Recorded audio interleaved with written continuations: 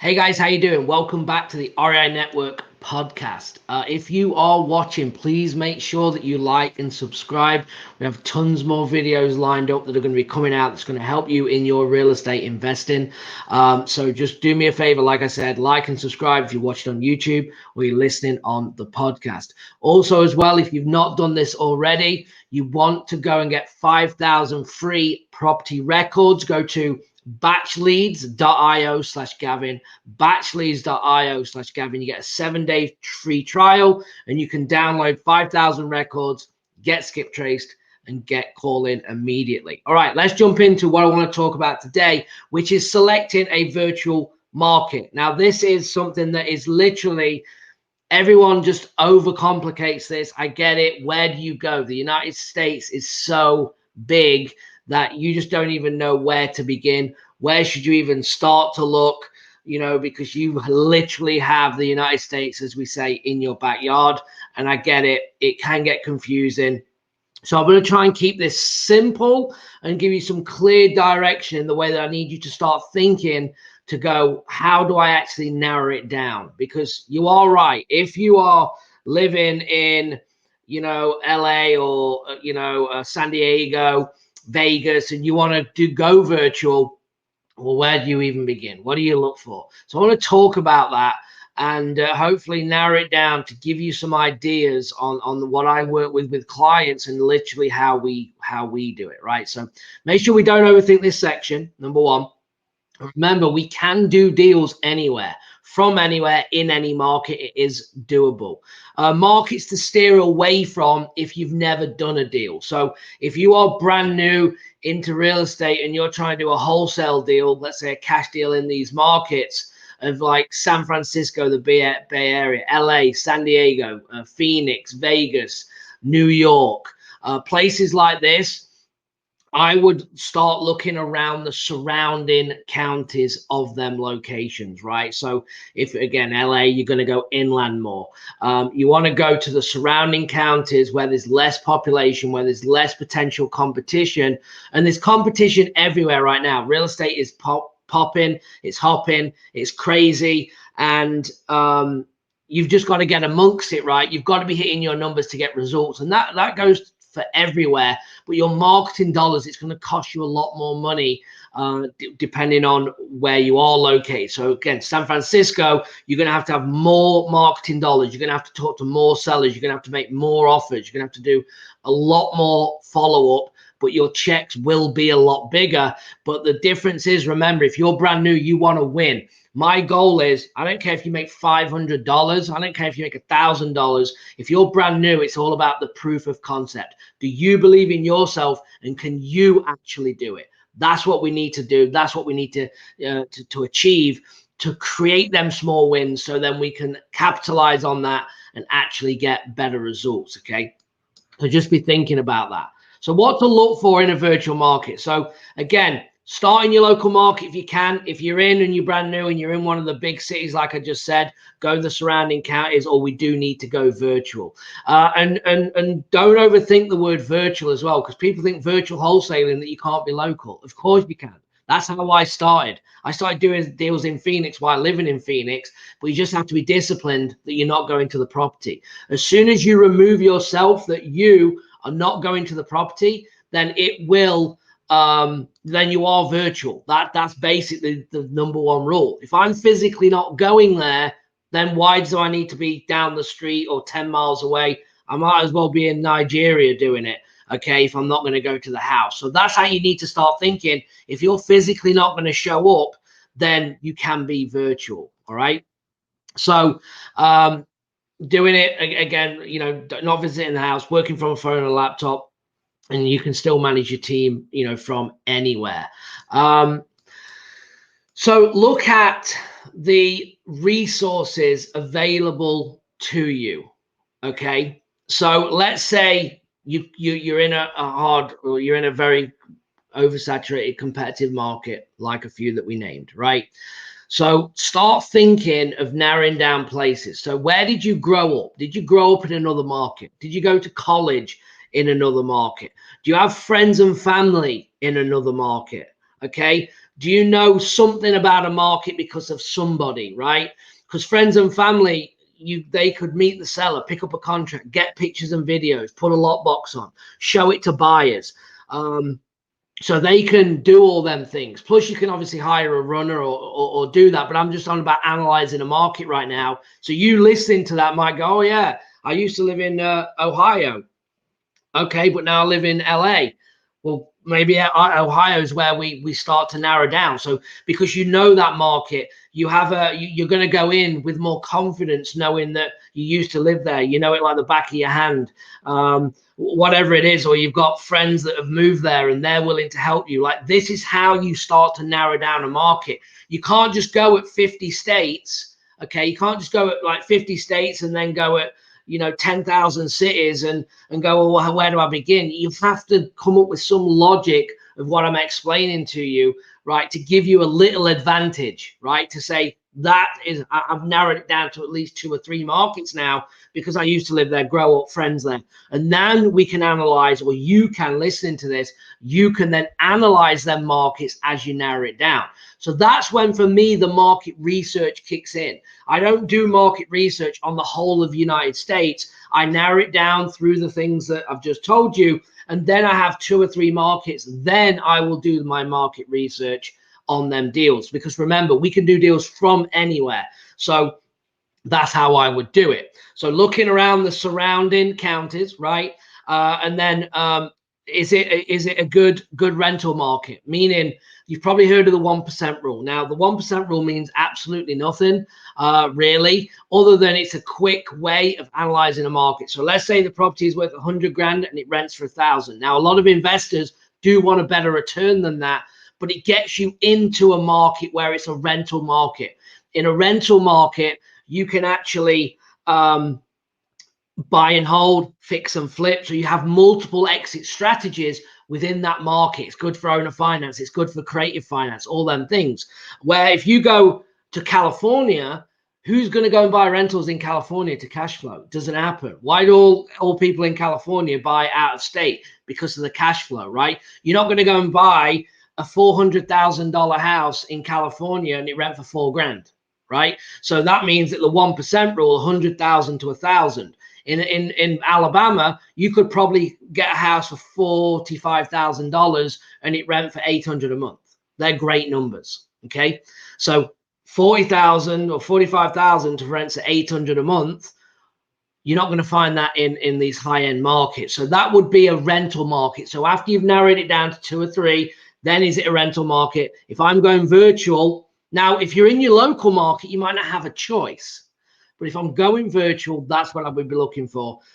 Is a rental market. Also, I can do flips there because it's a cash flow market. Also, the population. The population, if it's 200,000, no problem. Because guess what? If we start in a small area, or a small town, or a small county, right, of 200,000 people, we can branch out round further counties as we grow. So I'm not too worried about having 500,000 people in that area.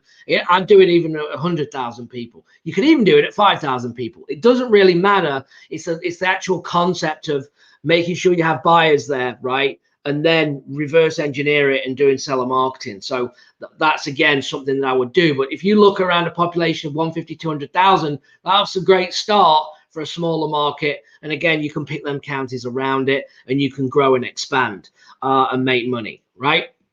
So also, I kind of just touched on it, is looking where the buyers are buying. All right. So you can do searches on like ListSource or PropStream, pulling cash buyers lists. How many transactions have happened within this county, within these zip codes, within this city, whatever you're pulling, within the last year? How much activity? So if we have 1,000 transactions that's happened within the 6 months or a year, then we know that that market, there's a lot of cash deals, there's a lot of people buying, there's a lot of activity there. So then we can say, okay, we can exactly see where they're buying. We can go after them markets, or by having conversations and building our buyers list, we can then actually start going around that busy area, depending on where you've picked. All right. Now, what you're going to find when you go virtual, guys, as well, is, let's say if you were to pick Alabama, it gets rural real quick. So you could actually start with Birmingham, Alabama, but then you get outside of Birmingham and it's just rural in the middle of nowhere,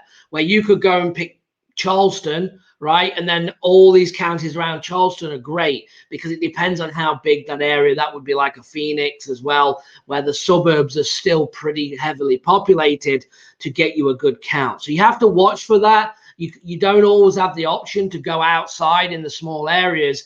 It depends on how rural it gets for that market. So remember, that's how you would look for the buyers. You can also network with wholesalers. You can get a lot of the information that is already out there when selecting a market by having a conversation, okay? Talking, where are they buying? Where do they have buyers looking?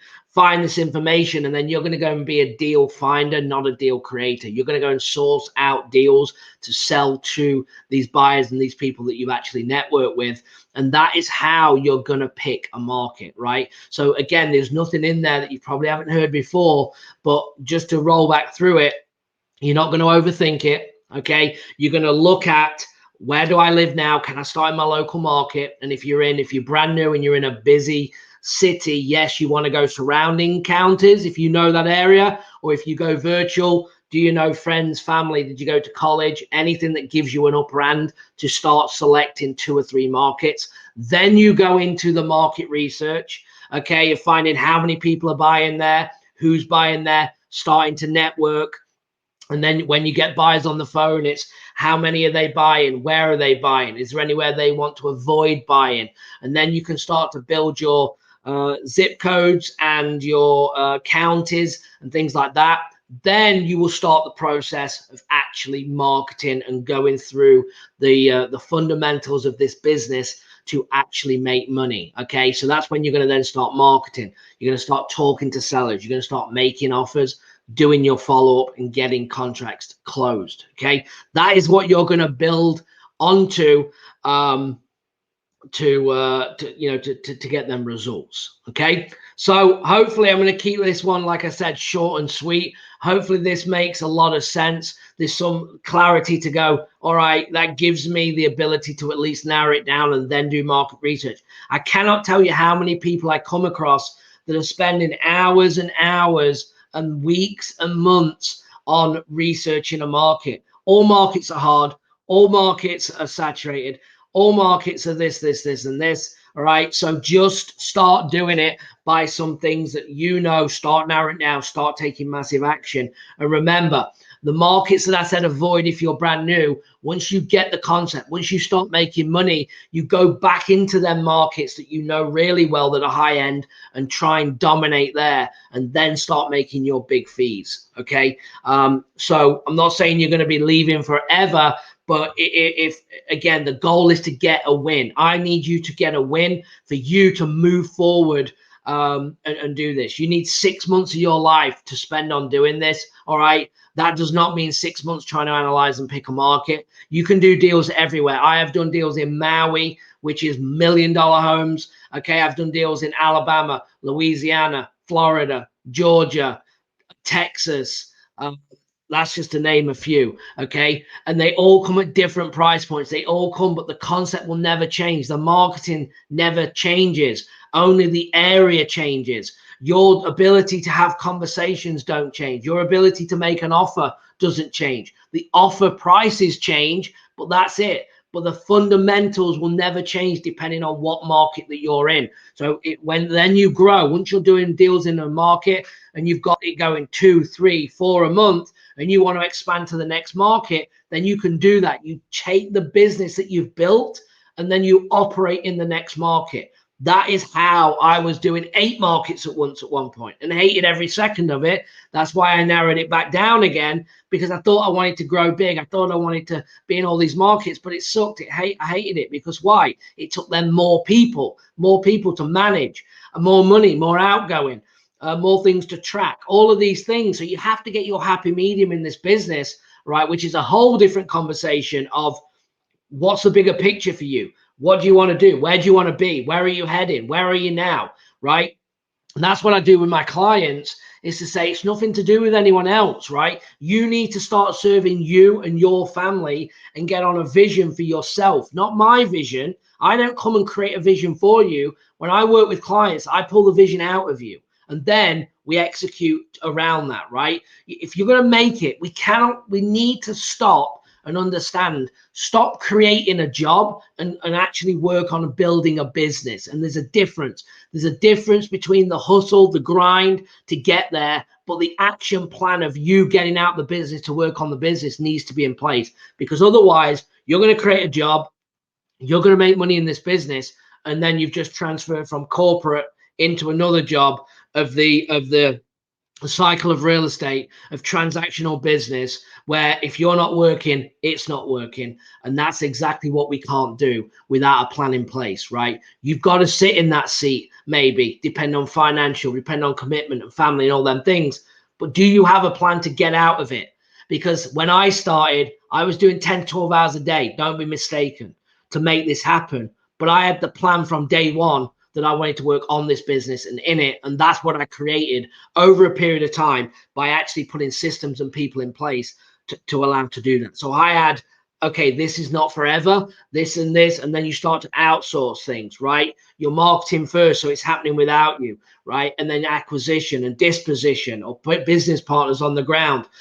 If you want to, do a partnership. I set the business up. I literally run, I guess, in my real estate business, I set up 3 different ways, depending on the market and the people that I work with. So it works. Creating opportunity is what it's all about. Creating a win-win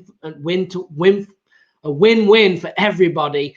So this is a success. Okay, so just want to throw that out there. And hey, we have a killer group right now. One of my guys, Terry, we just started marketing for about a week ago.